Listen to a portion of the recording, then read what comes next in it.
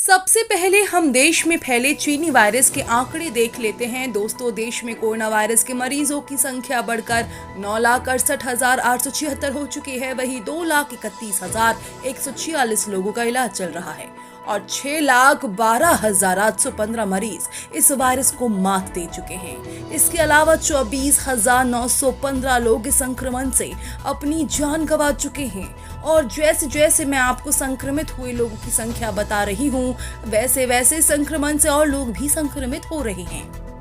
चलिए बढ़ते हैं आज की खबरों की तरफ। आज की वीडियो में हम देखेंगे कि 20,000 से भी ज्यादा कोरोना मरीजों ने दी कोरोना को मात और आप कैसे उठा सकते हैं जियो मार्ट से फैशन आइटम खरीद का मजा। वहीं एक स्मार्ट चश्मा दिखाएगा आपको 3D की दुनिया और भारतीय सेनाओं को मिला 300 करोड़ की खरीद का अधिकार।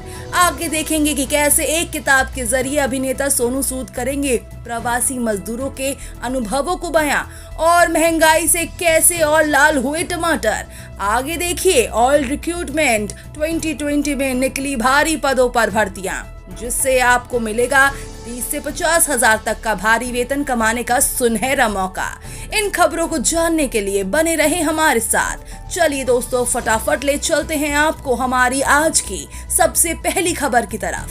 24 घंटे में 20,000 से भी ज्यादा मरीजों ने दी कोरोना को मात, पहुंचे सही सलामत घर। 15 जुलाई बुधवार सुबह तक देश में बीते 24 घंटे में 20,572 लोगों के कोरोना वायरस से संक्रमण मुक्त होने के बाद रोगियों के ठीक होने की दर 63.24% हो गई है। केंद्रीय स्वास्थ्य मंत्रालय के आंकड़ों में ये जानकारी दी गई है। हालांकि इस दौरान देश में संक्रमण के 29,429 नए मामले भी सामने आए हैं। मंत्रालय ने कहा कि जांच में तेजी, समय पर इलाज और रोगियों की प्रभावी देखभाल के चलते ठीक होने वालों की संख्या में तेज वृद्धि हुई है। फिलहाल देश में ठीक हो चुके लोगों की तादाद मौजूदा संक्रमितों की तुलना में 2,72,191 अधिक है। इलेक्ट्रॉनिक और फैशन आइटम भी मंगा सकेंगे जियो मार्ट से। रिलायंस का जियो मार्ट आने वाले समय में अमेज़न और फ्लिपकार्ट जैसे विदेशी ई-कॉमर्स कंपनियों को टक्कर देने जा रही है। जल्द ही रिलायंस के जियो मार्ट से किराना सामान के साथ इलेक्ट्रॉनिक्स, दवा और फैशन के आइटम भी मंगा सकेंगे। हाल ही में रिलायंस जियो ने अपना नया ई-कॉमर्स प्लेटफॉर्म जियो मार्ट शुरू किया है, जिसके चलते किराना दुकानदारों को जोड़ा गया है। बुधवार को रिलायंस इंडस्ट्रीज लिमिटेड RIL के चेयरमैन एवं MD मुकेश अंबानी ने सालाना आम सभा में कहा कि वे जियो मार्ट के दायरे को किराना के सामान से आगे ले जाने की तैयारी में हैं।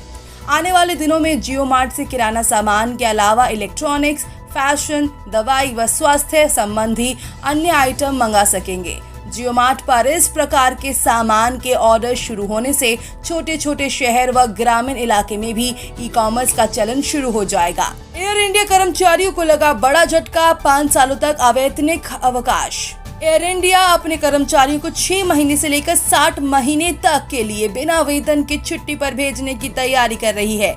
जी हाँ, इस फैसले से एयर इंडिया के कर्मचारियों को बड़ा धक्का लगने वाला है। बोर्ड ने चेयरमैन और मैनेजिंग डायरेक्टर को एयर इंडिया के कुछ स्टाफ को बिना वेतन के 5 साल तक की छुट्टी पर भेजने की सिफारिश करने की इजाजत दे दी है।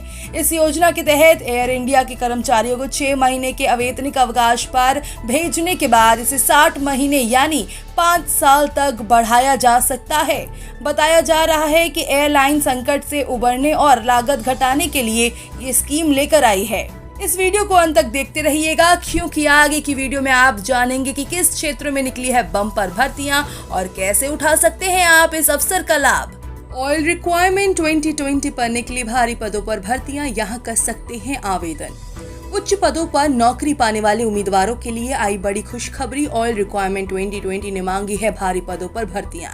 इस भर्ती के तहत केमिकल असिस्टेंट और अन्य सहायक पदों के आधार पर उम्मीदवारों का चयन किया जाना है। आधिकारिक नोटिफिकेशन के मुताबिक ऑयल रिक्वायरमेंट 2020 की भर्ती के लिए योग्य व इच्छुक उम्मीदवार 13 अगस्त 2020 तक आवेदन कर सकते हैं और पा सकते हैं 30,000 से लेकर 50,000 तक का भारी वेतन। फिलहाल भारी पदों पर निकली इस भर्ती के लिए उम्मीदवार आधिकारिक वेबसाइट www.oilindia.government.in पर जाकर ऑनलाइन आवेदन कर सकते हैं। भर्ती के लिए आयु सीमा 21 वर्ष से 35 वर्ष रखी गई है। ऑयल द्वारा निकाली गई इन बम्पर भर्ती के लिए आवेदन करने वाले उम्मीदवारों के पास किसी भी मान्यता प्राप्त विद्यालय से 10वीं या 12वीं पास आधिकारिक डिप्लोमा होना अनिवार्य है। एक चश्मे की मदद से देख सकेंगे 3D की दुनिया। रिलायंस इंडस्ट्रीज ने अपनी 43वीं AGM में mixed reality smart glass launch किया। जियो ग्लास की मदद से वर्चुअल तौर पर 3D अवतार के बातचीत की जा सकेगी। जियो का ये smart glass 3D holographic video call support के साथ आता है, यानी वीडियो कॉल के समय आप अपने साथी को 3D रूप में देख सकेंगे। जियो ग्लास 25 एप्लीकेशन सपोर्ट करता है और साथ ही साथ जियो ग्लास वर्चुअल असिस्टेंट से भी लैस है। ये ग्लास एक केबल के साथ आता है। केबल की सहायता से इसे आप अपने स्मार्टफोन से भी जोड़ सकते हैं। जियो ग्लास का वजन 75 ग्राम है। कंपनी के मुताबिक जियो का ये smart glass best in class mixed reality experience देगा।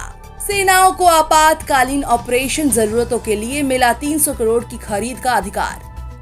पूर्वी लद्दाख में चीन के साथ सीमा पर तनाव के मद्देनजर रक्षा मंत्रालय ने बुधवार को आपातकालीन ऑपरेशनल जरूरतों के लिए तीनों सेनाओं को 300 करोड़ तक के अलग अलग पूंजीगत खरीद कार्यक्रम के विशेष अधिकार प्रदान कर दिए। अधिकारियों के मुताबिक खरीद कार्यक्रमों की संख्या पर कोई प्रतिबंध नहीं लगाया गया है, लेकिन आपातकालीन जरूरतों के तहत प्रत्येक खरीद की लागत 300 करोड़ रुपए से अधिक नहीं होनी चाहिए। ये फैसला रक्षा मंत्री राजनाथ सिंह की अध्यक्षता में रक्षा खरीद परिषद DSC की बैठक में लिया गया। रक्षा मंत्रालय ने एक बयान जारी कर कहा कि इस फैसले से खरीद में लगने वाले समय में कमी आएगी। 6 महीनों में ऑर्डर देना सुनिश्चित हो सकेगा और 1 साल के भीतर आपूर्ति शुरू हो सकेगी।